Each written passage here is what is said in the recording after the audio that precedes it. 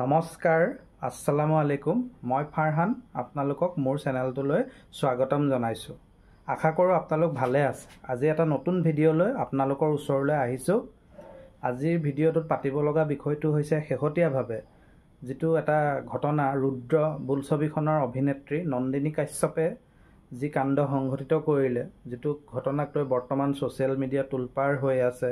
অসমৰ সংবাদ মাধ্যম, বাতৰি কাকত, বৈদ্যুতিন হওক, ছপা মাধ্যমত যি ধৰণৰ ঘটনাবোৰ বাতৰিবোৰ প্ৰচাৰ হৈ আছে, তাক লৈ কিছু কথা পাতিব বিচাৰিছোঁ। আপোনালোকে গম পায় যে অভিনেত্ৰী নন্দিনী কাশ্যপৰ গাড়ীৰ খুন্দাত এজন যুৱক ছামিউল হক, পলিটেকনিকৰ তেওঁ ছাত্ৰ আছিলে, 21 বছৰীয়া এজন যুৱক। আপোনালোকে ভাবি চাওক, এজন সৰু ল'ৰা, প্ৰতিভাৱান এজন উঠি অহা প্ৰজন্মৰ, নতুন প্ৰজন্মৰ এগৰাকী প্ৰতিনিধি, যিয়ে কৰুণভাৱে মৃত্যুক সাৱটি ল'ব লগা হ'ল। আৰু এই ঘটনাটোক লৈ আৰক্ষীৰ যিটো ভূমিকা, সেই ভূমিকাটোক লৈ সকলোৱে সমালোচনা কৰিছে যে আৰক্ষী এই ক্ষেত্ৰত উদাসীন হৈ আছিল। আৰক্ষীয়ে যি ধৰণে আগবাঢ়িব লাগিছিল, যি ক্ষিপ্ৰতাৰে বিষয়টোত তেওঁলোকে আগুৱাই আহিব লাগিছিল, দোষীক গ্ৰেপ্তাৰ কৰিব লাগিছিল, সেই কামবোৰ বহুত মন্থৰ হ'ল।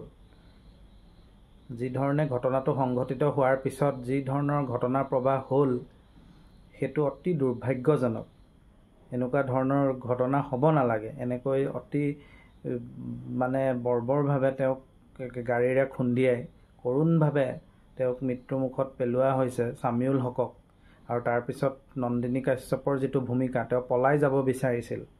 পলাই যোৱাৰ সময়তে তেওঁক কেইজনমান যুৱকে কৰায়ত্ব কৰে খেদি খেদি গৈ, নহ'লেতো এই ঘটনাটো গাপ দিবলৈ পূৰা চেষ্টা তেওঁলোকে কৰিলেহেঁতেন। গতিকে সৰুতে আমি পঢ়িছিলোঁ যে আইন সকলোৰে বাবে সমান, আইনৰ দৃষ্টিত সকলো সমান, আইনে সকলোকে সমানে শাস্তি দিয়ে। কিন্তু এই কথাবোৰ আচলতে বহু ক্ষেত্ৰত কেতিয়াবা অনুভৱ হয় যে কেৱল কিতাপতহে এনেকুৱা ঘটনাবোৰ থাকে, বা এই কথাবোৰ কেৱল কিতাপৰ কথা, কিন্তু বাস্তৱত আইন সকলোৰে বাবে সমান নহয়। সেইকাৰণে বহুত আপোনালোকে ঘটনা অসমত দেখিছে যে আইনৰ সুৰুঙাৰে বা ডাঙৰ ডাঙৰ যিবোৰ মানুহ, তেওঁলোকে অপৰাধ কৰি তেওঁলোকে সাধাৰণ মানুহক বিপদত পেলাই সাৰি যায়।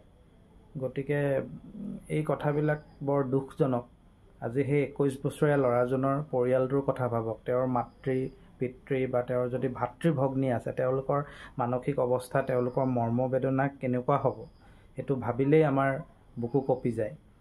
গতিকে এই ধৰণৰ ঘটনাবিলাকত আচলতে আৰক্ষীৰ ভূমিকাটো খুব বেছি। আৰক্ষীয়ে যি ধৰণে তেওঁলোকে লেহেম গতিত তেওঁলোকে নিজৰ কাম আৰম্ভ কৰিছিল, ইফালে চৰকাৰে স্মাৰ্ট আৰক্ষীৰ ঢাকঢোল বজাই থাকে। নৰেন্দ্ৰ মোদী ডাঙৰীয়াই স্মাৰ্ট পুলিচৰ কথা কয়, কিন্তু মহানগৰীত গুৱাহাটীতে যদি আৰক্ষীৰ ভূমিকাটো এনেকুৱা হয়, তেতিয়াহ'লে অসমৰ আন জিলাসমূহত কি হ'ব আপোনালোকে ভাবক।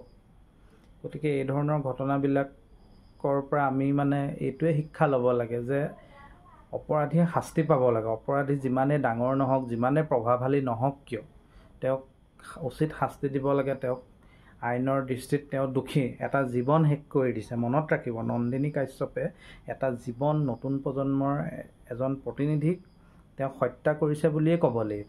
কাৰণ তেওঁতো এইটো দুৰ্ঘটনা, তেওঁ যিটো গতিত গাড়ী চলাইছে, তেওঁৰ বন্ধুৱেও কৈছে যে তেওঁ এনেকৈয়ে স্পীডত গাড়ী চলায়।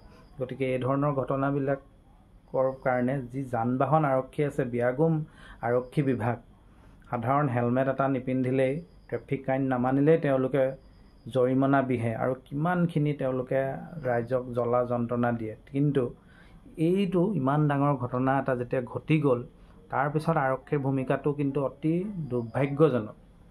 এতিয়া মুখ্যমন্ত্ৰীয়েও মাত মাতিছে, সেইটো এটা বেলেগ বিষয়। কিন্তু এই ধৰণৰ ঘটনাবিলাকত আৰক্ষীৰ ভূমিকাটো খুব জৰুৰী হৈ পৰে সাধাৰণ মানুহৰ বাবে। সেয়ে মই ভাবোঁ যে এই ক্ষেত্ৰত আৰক্ষী অধিক তৎপৰ হ'ব লাগে। আৰু নন্দিনী কাশ্যপে যিহেতু ৰুদ্ৰ ছবিখন, যিখন আমাৰ ৰবি শৰ্মাৰ অভিনেতা হিচাপে আছিল আৰু মূল অভিনেত্ৰীৰ চৰিত্ৰত তেওঁ অভিনয় কৰিছিল, সেই চিনেমাখনৰ পিছত তেওঁ থিয়েটাৰতো চুক্তিবদ্ধ হৈছিলে নন্দিনী কাশ্যপ। কিন্তু থিয়েটাৰ কৰ্তৃপক্ষই জনাইছে যে তেওঁক সকলো চুক্তি বাতিল কৰা হৈছে। তেওঁক আৰু তেওঁলোকৰ থিয়েটাৰত লোৱা নহ'ব। তেওঁলোকে ছামিউল হকৰ আত্মাৰ সদ্গতিৰ বাবে প্ৰাৰ্থনা কৰিছে। গতিকে মই এইটো এটা ভাল পাইছোঁ যে থিয়েটাৰৰ যিসকল জড়িত ব্যক্তি, থিয়েটাৰ কৰ্তৃপক্ষই এইটো এটা ভাল পদক্ষেপ লৈছে। এতিয়া মূল কথা হ'ল কি নন্দিনী কাশ্যপে কিমান শাস্তি পায়, কি শাস্তি পায়, কিমান দিন তেওঁ কাৰাগাৰত থাকে, সেইটোহে গুৰুত্বপূৰ্ণ। এটা জীৱন শেষ কৰাৰ অপৰাধত যিহেতু তেওঁ অপৰাধী, গতিকে তেওঁ দীৰ্ঘদিন মোৰ মতে জেলত থাকিব লাগে। কিন্তু যদি তেওঁ আইনৰ সুৰুঙাৰে বাচি আহে, 2-3 মাহ জেলত থাকি ওলাই আহে, আকৌ সেইটো এটা দুৰ্ভাগ্যজনক ঘটনা হ'ব। গতিকে আমি বিচাৰোঁ যে চামিউল হকে ন্যায় পাওক, তেওঁৰ পৰিয়ালে ন্যায় পাওক, আৰু নন্দিনী কাশ্যপে কঠোৰ শাস্তি পাওক, সহজে যাতে তেওঁ আইনৰ সুৰুঙাৰে বাচি আহিব নোৱাৰে। আপোনালোকে এই বিষয়টোক লৈ কি ভাবে কমেণ্ট বক্সত মতামত জনাবলৈ নাপাহৰিব। আৰু চেনেলটো চাই যদি ভাল লাগে লাইক কৰিব, চেনেলটো শ্বেয়াৰ কৰিব আৰু ছাবস্ক্ৰাইব কৰিব। আজিলৈ বিদায় লৈছোঁ, পুনৰ এটা নতুন ভিডিঅ'ৰ সৈতে আপোনাক লগ পাম। ধন্যবাদ।